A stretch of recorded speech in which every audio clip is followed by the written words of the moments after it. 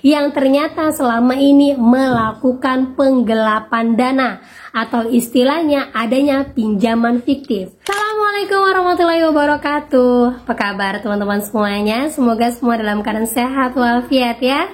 Diberikan kesehatan, kelancaran, serta kemudahan dalam segala urusan apapun itu. Makin semangat, makin kuat mental. Amin, amin, ya rabbal alamin.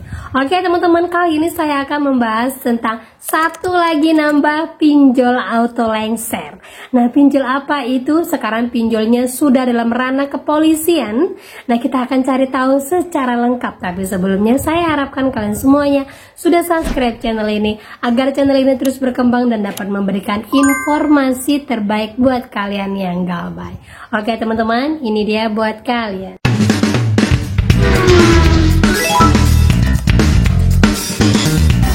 Oke teman-teman, sebelumnya saya menginformasikan dulu ya, ada seorang teman yang menginformasikan bahwa dia sudah galbay 1 tahun.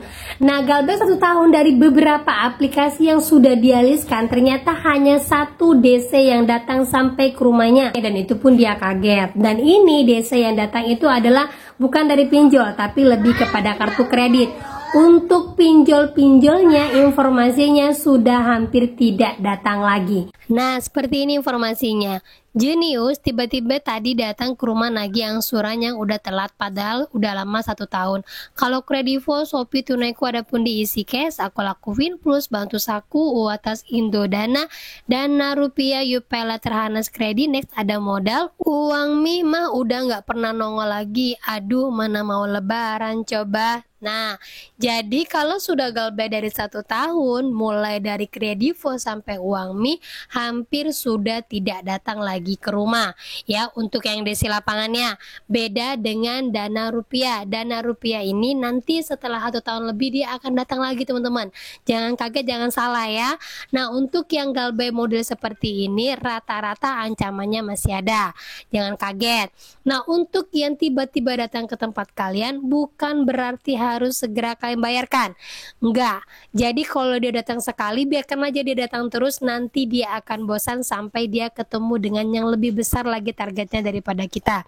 Jadi stay aja galbay dulu sampai kalian benar-benar mampu. Nah, itu dia teman-teman ya. Jadi buat yang galbay masih 3 bulan, 6 bulan, atau 9 bulan, ataupun masih di bawah setahun, sangat wajar sekali untuk segala teroran ataupun DC masih datang ke tempat kalian. Apalagi buat yang galbay masih 1 bulan.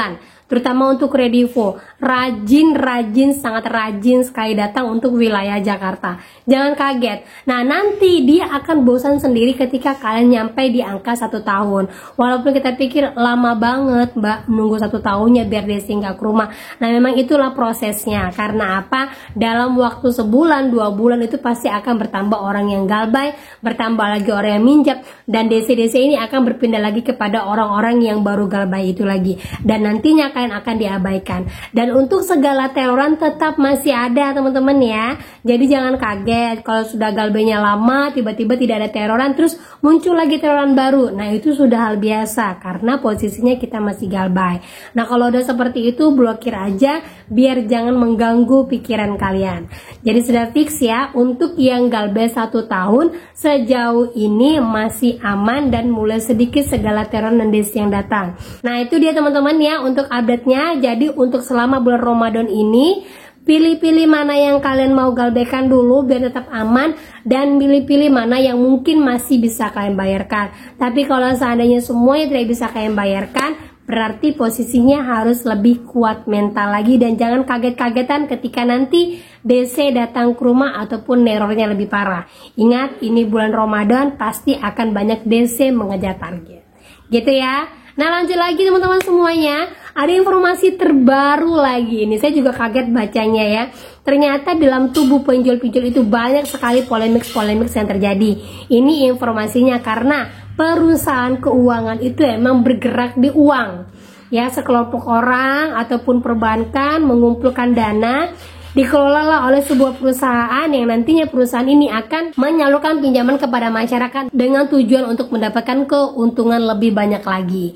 Nah, ternyata di sisi lain ada salah satu bank yang bernama Bank Jitras melaporkan pinjol rekanannya yang bernama Crowdy yang ternyata selama ini melakukan penggelapan dana atau istilahnya adanya pinjaman fiktif. Nah, ini juga terjadi ya sebelumnya di Investri dan Koin P2P. Ternyata kasusnya sama. Nah, di sini diinformasikan bahwa Citras ini merasa curiga dengan kegiatan yang dilakukan oleh pinjol Crowdy ini, karena pinjol Crowdy ini sejauh ini menyalurkan pinjaman kepada petani. Semua pinjol-pinjol yang bergerak di petani ini sejauh ini rata-rata bangkrut, ya, mulai dari Tani Fund, Investri, kemudian Koin P2P, Modal Rakyat, dan banyak lagi lah ya yang belum saya sebutkan. Dan rata-rata itu bangkrut dan sekarang menuju Crowdy. Nah, seperti ini kronologinya. Citras Bank laporkan vintage Crowdy ke polisi dugaan penggelapan dana petani. Kasusnya ini bisa dilihat dugaan penggelapan dana yang dimaksud yakni peminjam fiksi atas nama petani, sebab dalam pengawasan dan pemantauan melalui kunjungan serta wawancara acak dengan petani, Citras Bank menemukan beberapa petani yang diajukan Crowdy sebagai penerima pinjaman justru tidak mengetahui atau tidak mengakui pernah mengajukan pinjaman melalui platform ini. Wow, jelas ya penipuan ya, fiktif. Jadi ibaratnya Crowdy ini hanya mau duit dari Citras saja. Citras sebelumnya telah bekerja sama dengan Crowdy sebagai platform P2P untuk menyalurkan pembiayaan kepada petani. Atas dugaan pelanggaran ini, Citras Bank melaporkan CEO sekaligus CEO founder Crowdy, Yohanes Sugitono Nugroho, dan jajaran manajemen lainnya ke pihak berwajib dengan tuduhan penggelapan dan penipuan. Nah, ini bisa dilihat nama-nama para petingginya mulai dari komisaris sampai dengan bisnis analis, ada sekitar 4 orang. Selama ini Crowdy berfokus menyediakan akses pendanaan kepada para petani, salah satunya dengan menggandeng bank untuk program channeling. Dan untuk saat ini masih dalam tahap pemeriksaan. Nah, kalau dilihat dari kasus ini sebenarnya sudah banyak sekali kasus penggelapan yang dilakukan oleh pinjol terhadap lender ataupun terhadap pendananya seperti bank. Nah, mudah-mudahan tidak berhenti pada Citras Bank saja yang melaporkan pinjolnya. Mudah-mudahan ada lagi beberapa pinjol yang memang diam-diam melakukan sidak langsung kepada nasabah-nasabah yang diduga selama ini menggunakan pinjol. Nah, itu dia teman-temannya. Kalau sudah model seperti ini dari pendana pusatnya langsung sudah turun tangan, sudah melihat, saya jamin sekali akan ada banyak yang mengekor. Ya, perbankan-perbankan pasti akan banyak yang mengekor karena mungkin dilihat ya, seperti ini banyak sekali fenomena galbay akan menunjukkan defisit keuntungan dan akan berdampak kepada keuangan pusatnya. Dan otomatis setiap perbankan yang bekerja sama dengan pinjol ataupun lender yang bekerja sama dengan pinjol mungkin akan turun tangan langsung ke lapangan. Nah, ini warning sekali buat semua perbankan di Indonesia, karena sudah jelas dari OJK tidak boleh menyalurkan pinjaman lagi ataupun pendanaan kepada fintech, baiknya kalian langsung turun tangan. Dan buat yang masih galbay, lanjut saja galbay, mumpung sudah ada satu yang mengungkapkan keganjilan pada perusahaan mereka, semoga ada lagi yang mengekor. Nah, pada saat mereka mengekor, melihat antusias orang yang galbay makin banyak, ini makin membuka mata para pemerintah untuk benar-benar diusut OJK-nya dan AFPI. Karena kalau kita lihat banyak sekali sekarang perusahaan BUMN yang ternyata hampir semua korupsi dengan nilai yang fantastik. Benar kan ya? Semoga saja apa yang kita harapkan benar-benar terwujud dan terlihat bahwa saat ini Indonesia banyak yang galbay karena ini. Oke teman-teman ya. Nah, lanjut aja terus galbay, semangat terus, jangan pernah patah arang. Pastikan bahwa Ramadan ini kalian tetap semangat. Walaupun kita tahu bahwa saat ini kita berhutang, tapi teruslah berusaha untuk lebih baik lagi, karena yakin manusia rodanya tidak akan ada di bawah. Pasti akan ada terus ke atas, dan pada saatnya nanti kita bisa menyelesaikan semuanya dengan baik.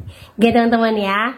Oke, itu dia informasi yang bisa saya sampaikan buat kalian pada hari ini. Semoga menjadi mood booster buat kalian semuanya. Dan akhir kata saya ucapkan Assalamualaikum warahmatullahi wabarakatuh.